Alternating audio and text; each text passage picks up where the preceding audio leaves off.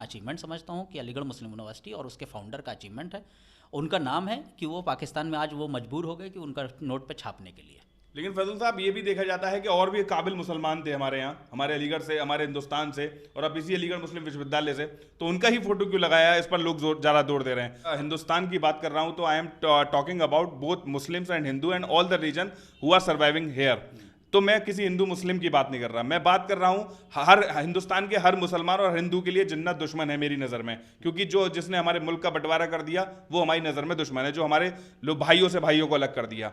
लेकिन आप इसे अचीवमेंट की ओर देख रहे हैं, ये बड़ा पेचीदा विषय है। इंटरप्ट करूंगा, मोदी जी हमारे मिलके आते हैं राष्ट्रपति से, भी निभाते हैं, तो इसका मतलब ये थोड़ी है कि it is possible in India कि किसी भी राष्ट्रपति के पाकिस्तान के या किसी भी पाकिस्तान के स्कॉलर का फोटो हमारे हिंदुस्तानी नोट पर छप जाएगा। Hello once again, this is Prashant Kulshreshtha. मैं आप लोग के सामने फिर मौजूद हूं और मेरे बराबर में जो शख्सियत बैठे हैं ये हैं अलीगढ़ मुस्लिम विश्वविद्यालय के एक्स प्रेसिडेंट AMUSU के फैजुल हसन साहब।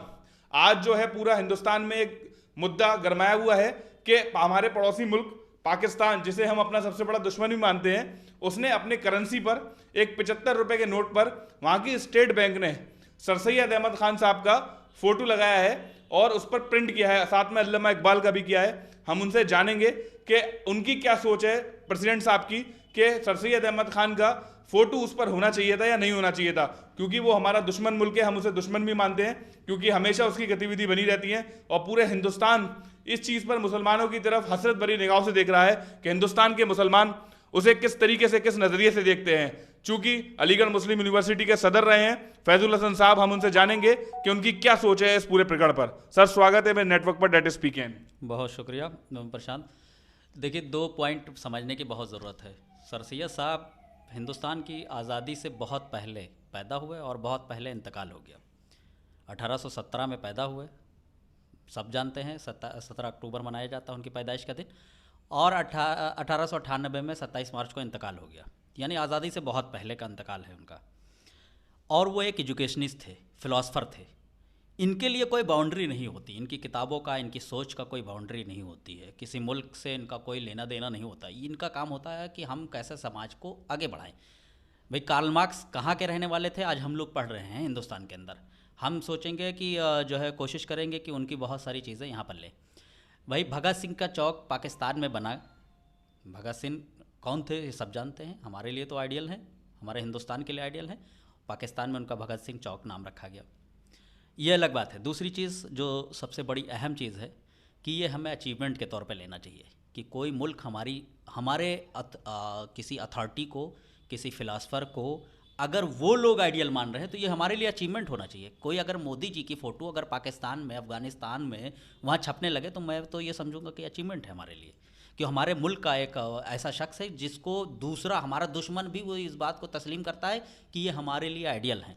तो वो नोट ही नहीं, वो तो पाकिस्तान में हमने कई बार न्यूज़ देखा, इंडियन मीडिया ने भी चलाया उसको, कि पाकिस्तान में सर सैयद के नाम से कॉलेजेस भी हैं, यूनिवर्सिटी भी है, और यहाँ तक कि सर सैयद के नाम से ट्रेन भी है। तो अगर वो ट्रेन के बाद अगर वो नोट चला रहे हैं तो इसमें कोई बड़ी बात नहीं है, क्योंकि बहुत सारे लोग इस बात को बहुत ज़्यादा तस्लीम करते हैं कि जो है अलीगढ़ की देन है और जो है पाकिस्तान। तो पाकिस्तान का बंटवारा पॉलिटिकल सिचुएशन में हुआ था और बहुत सारे वजूहात थी सर सैयद साहब का। लेकिन फैजुल साहब, मैं आपको इंटरप्ट करना चाहूंगा। यहाँ पर बात आ रही है पुष्पेंद्र कुलश्रेष्ठ जैसे लोगों की, जो ये आरोप लगाते हैं कि पाकिस्तान की नींव इस अलीगढ़ मुस्लिम विश्वविद्यालय में रखी गई। तो लोग इसको लिंक करके देख रहे हैं कि सर सैयद अहमद खान का फोटो भी इसीलिए लगाया गया है वहाँ पर नोट पर। तो आप इस पर क्या कहेंगे? देखिए, पुष्पेंद्र चूँकि अलीगेरियन भी रहे हैं, और मैं आपको उनके बारे में थोड़ा सा बता दूं। पुष्पेंद्र वो आदमी हैं जो खुद पाकिस्तान में रह के आए हैं, वहाँ नमाज़ पढ़े हैं, वहाँ नहारी पाया और सब खा करके आए हैं। उनका एक इतिहास रहा है, वो बहुत दिन काम करके आए हैं वहाँ पर। तो अगर वो इस बात को नहायत नफ़रत भरी नज़र से देखना चाहते हैं तो वो अलग बात है, हिंदू मुस्लिम की नफ़रत से देखना चाहते हैं। हम इसको जो है एक एजुकेशनिस्ट के तौर पे हम सर सैयद को आइडियल मानते हैं कि वो एजुकेशनिस्ट थे, वो फ़िलासफ़र थे। हम ये नहीं देख रहे हैं कि वो हमारे थे तो वो कैसे वहाँ पर नोट में छप गए। क्या हमारे पास इतना बड़ा दिल है कि हम भगत सिंह का फ़ोटो लगा सकते हैं? महात्मा गांधी के अलावा किसी का फ़ोटो नहीं लगा सकते हम अपने नोटों में, लेकिन उन्होंने लगाया, वहाँ का SBI ने लगाया, वहाँ का, बल्कि वहाँ की जो स्टेट बैंक है पाकिस्तान की, वहाँ लगाया। तो ये बड़ी बात है हमारे लिए, अचीवमेंट है। हम तो ये समझना है कि और बहुत सारे लोग हैं हमारे यहाँ, बहुत लोग पैदा हुए हैं, बहुत बड़े बड़ी शख्सियत रही है। गांधी जी के नाम पे बहुत सारी चीज़ें वहाँ पर हैं, म्यूज़ियम में उन्होंने लगी है। गांधी जी का भी फ़ोटो छपना चाहिए था, भगत सिंह का फ़ोटो छपना चाहिए था। भाई, अल्लामा इकबाल का, चूँकि अल्लामा इकबाल पाकिस्तान के रहने वाले थे और उनके बहुत सारी ऐसी चीज़ है कि जो तराने हिंद लिखा उसमें उनका भी फ़ोटो है कि सारे जहाँ से अच्छा हिंदुस्तान हमारा है। लेकिन कुछ मुसलमान जो हैं इसका विरोध भी कर रहे हैं कि ये गलत है, सर सैयद अहमद खान साहब का वहाँ फोटो नहीं होना चाहिए था। देखिए सोच जो है, जब 5 भाई भी होंगे तो 5 भाइयों की भी सोच अलग अलग होती है एक ही माँ बाप से पैदा होने पे। तो मैं ये समझता हूँ कि हर किसी की सोच अलग होती है, हर किसी का एक्सप्रेशन अलग होता है कि वो एक्सप्रेस कैसे करता है, उसकी आइडियोलॉजी अलग होती है। मैं जहाँ तक देख रहा हूँ कि हो सकता है मैं एक बार को गलत हो जाऊँ, मैं भी इंसान हूँ, गलत हो सकता हूँ इस बात पे, लेकिन मेरा पॉइंट ऑफ व्यू ये कहता है कि ये मेरा अचीवमेंट है, ये मुल्क का अचीवमेंट है कि सर सैयद जैसे क्या हिंदुस्तान के सरकार से हमने बहुत बार डिमांड किया कि भारत रत्न होना देना चाहिए, मरणोपरांत इनको सर सैयद साहब को नहीं दिया। क्या पॉलिटिकल सिचुएशन है, क्यों नहीं देना चाहते हैं? और अगर पाकिस्तान में उनके नाम पे कुछ बन रहा है तो हम तो ये समझते हैं कि एक आदमी की जो हमारा हिंदुस्तानी है, प्योर हिंदुस्तानी है, जिसने हिंदुस्तान में इतनी बड़ी यूनिवर्सिटी बना दी, जो आज बहुत सारे लोग यहाँ से पढ़ पढ़ करके दुनिया के हर कोने में बड़े बड़े लोग बैठे हुए हैं और बड़ा बड़ा नाम है कि ट्रंप जैसे लोग से लेकर के और आज जो बाइडन तक के उनके साथ रह रहे हैं वहाँ पर वाइट हाउस में। तो ऐसे लोग इस अलीगढ़ मुस्लिम यूनिवर्सिटी की कैंपस से देना तो वो सिर्फ just because of the Sir Syed Ahmad Khan और उनकी सोच, उनकी आइडियोलॉजी। तो इसमें ये चीज़ नहीं देख रहा हूँ मैं बल्कि अपना अचीवमेंट समझता हूँ कि अलीगढ़ मुस्लिम यूनिवर्सिटी और उसके फाउंडर का अचीवमेंट है। उनका नाम है कि वो पाकिस्तान में आज वो मजबूर हो गए कि उनका नोट पे छापने के लिए। लेकिन फैजल साहब ये भी देखा जाता है कि और भी काबिल मुसलमान थे हमारे यहाँ, हमारे अलीगढ़ से, हमारे हिंदुस्तान से और अब इसी अलीगढ़ मुस्लिम विश्वविद्यालय से, तो उनका ही फोटो क्यों लगाया है, इस पर लोग ज़्यादा जोर दे रहे हैं, तो आप इसको कैसे सफाई पेश करेंगे? देखिए मुझे नहीं लगता कि अलीगढ़ मुस्लिम यूनिवर्सिटी में सर सैयद से बड़ा कोई नाम होगा। तो सर सैयद और अल्लामा इकबाल से बड़ा कोई नाम अलीगढ़ मुस्लिम यूनिवर्सिटी से जुड़ा है तो मुझे नहीं लगता, क्योंकि जो फाउंडर है तो वो सबसे बड़ा वैसे ही हो गया उसका, उसके अंदर से जो निकले अचीव किया तो वो कहीं ना कहीं सर सैयद की शख्सियत के बराबर नहीं हो सकते, या वो अलग कुछ किए होते, अलग से अपनी चीज़ें सर सैयद के बराबर कोई चीज़ किए होते, तब मैं समझता हूँ कि वो सर सैयद के अलावा बहुत सारी चीज़ें। सर सैयद ने ही तो कहा था कि ये मुल्क जो है एक हिंदुस्तान एक खूबसूरत दुल्हन की तरह है। हम क्यों नहीं तस्लीम कर रहे? हम ऐसे अगर ये देखें कि पाकिस्तान दुश्मन है, दुश्मन आज भी हमें तस्लीम कर रहा है, ये बड़ी बात है। सबसे बड़ा सवाल तो ये है, चाइना ने नहीं छापा, वो भी तो दुश्मन है हिंदुस्तान का। लेकिन फैजुल साहब, जो मुल्क का सबसे बड़ा दुश्मन है, जिसने 2 नेशन थ्योरी का नारा दिया, उसके 7 फोटो साथ में लगना किसी हिंदुस्तानी इंसान का, वो तकलीफ दे रहा है लोगों को। देखिए सर सैयद साहब के ऊपर भी ये इल्ज़ाम लगता है कि 2 नेशन की थ्योरी उन्होंने दिया और बल्कि वो बहुत सारी चीज़ें दिया। पाकिस्तान ने 2 नेशन की थ्योरी नहीं दिया था।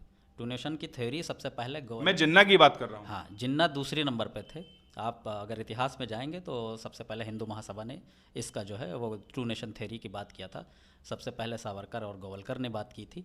उसके बाद जब जिन्ना को ये सब चीज़ें, चूँकि वो बहुत ब्रिलियंट आदमी थे, यहाँ के पढ़े लिखे और बैरिस्टर थे, तो उनको ये सब चीज़ें समझ में आए। उनको लगा कि ये तो डिमांड हमारे लिए फेवर कर जाएगी, उन्होंने उस बात को डिमांड किया।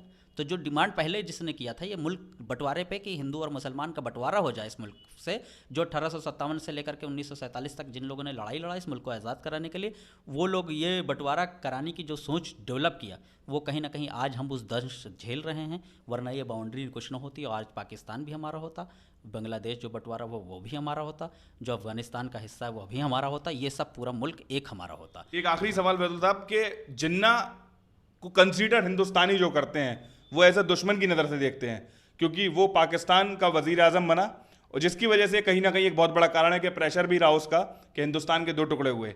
उस इंसान के साथ सर सैयद अहमद खान साहब की फ़ोटो है, डेड हेट्स सो मच। देखिए एक चीज़ और है कि होता क्या है कि वो कायदे आज़म थे, वो प्राइम मिनिस्टर नहीं होते थे, क्योंकि चौधरी लियाकत जो सबसे पहले वहाँ के प्राइम मिनिस्टर थे वो भी अलीगरियन ही थे। बहुत सारे लोग अलीगरियन थे जो वहाँ चीफ ऑफ आर्मी थे। दूसरी चीज़ ये आप समझने की बहुत ज़रूरत है कि जो बंटवारा हुआ मुल्क का, जिन सिचुएशन का, वो बता तो रहे हैं हिंदुस्तानी मुसलमान आज तक के उस चीज़ को प्रूव करने पे लगा हुआ है। क्योंकि देखिए जिन्ना हमारा इतिहास है, हमारी आस्था नहीं है, हमारा इतिहास है, और इतिहास काला गोरा होता है, ये इतिहास होता है सिर्फ। अगर यहाँ पर कोई चीज़ इतिहास है तो उसको हम मिटा नहीं सकते, क्योंकि इतिहास को तो पढ़ना ही पड़ेगा। इतिहास बहुत सारी, सिर्फ जिन्ना ही नहीं कि हम हिटलर को नहीं पढ़ते हैं, हम मुसोलिनी को नहीं पढ़ते हैं, उनका तो और ख़तरनाक इतिहास है कि उन्होंने क्या क्या नहीं किया। लेकिन बात यह है कि उनको हम कैसे, उस इतिहास को क्या हम ब्लैकआउट कर देंगे, उसको हटा देंगे, उस तारीख को। लेकिन तकलीफ तो हमें जिन्ना ने दी है ना। देखिए तकलीफ तो बहुत सारे लोगों ने दी है, तकलीफ तो आज भी है। जो मुल्क में मुसलमान रह रहे हैं वो भी तो आज तकलीफ झेल रहे हैं, आज भी नॉर्मल मुसलमान झेल रहे हैं। क्योंकि आज हमको ये प्रूफ करना पड़ रहा है, हमने कितनी बार जिन्ना की आइडियोलॉजी, भाई हमारे बाप दादाओं ने जिन्ना की आइडियोलॉजी को तो रिजेक्ट किया था, तभी तो यहाँ रह गए थे, वरना चाहते तो पाकिस्तान चले तो जाते। आपसे थोड़ी तकलीफ है किसी को, तकलीफ है उस इंसान के साथ सर सैयद अहमद खान साहब की फोटो जिसने इस देश के टुकड़े किए। देखिए वो तो उनकी आइडियोलॉजी पर डिपेंड करता है जिन्होंने छापा है।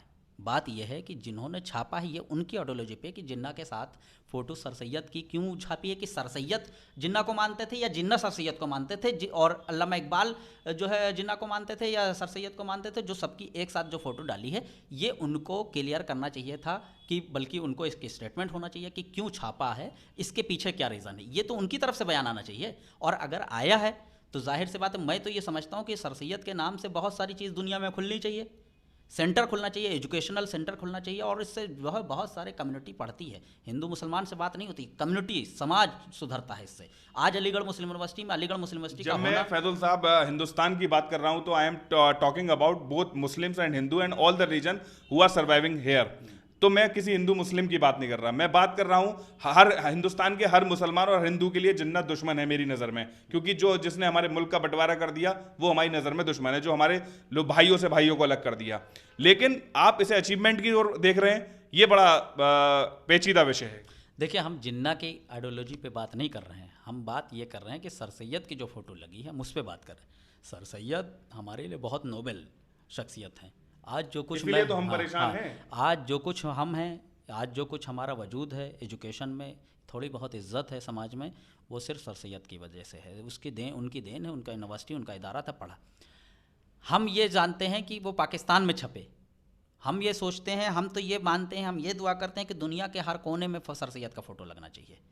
पाकिस्तान ने किया है, कल को हो सकता है कि ये देखा देखी दूसरे भी मुल्क करें जहाँ जहाँ होता है, लेकिन चूँकि ये लोगों को लगता है कि वो एक बाउंड्री पाकिस्तान में नहीं छपना चाहिए, बाकी सारी जगह हो जाए। नहीं, मैं तो ये कहता हूँ पूरी दुनिया में छपना चाहिए, पाकिस्तान ही नहीं, कोई पूरी दुनिया में। मेरा ये सवाल का ये जवाब ही यही है कि हम उसको नफरत भरी नज़रों से अगर हम बात करेंगे या देखेंगे। अगर मैं यहाँ पर आपको इंटरप्ट करूँगा, मोदी जी हमारे मिलके आते हैं, राष्ट्र में आते हैं, तो इसका मतलब ये थोड़ी है कि it is possible in India कि किसी भी राष्ट्रपति के पाकिस्तान के या किसी भी पाकिस्तान के स्कॉलर का फोटो हमारे हिंदुस्तानी नोट पर छप जाएगा।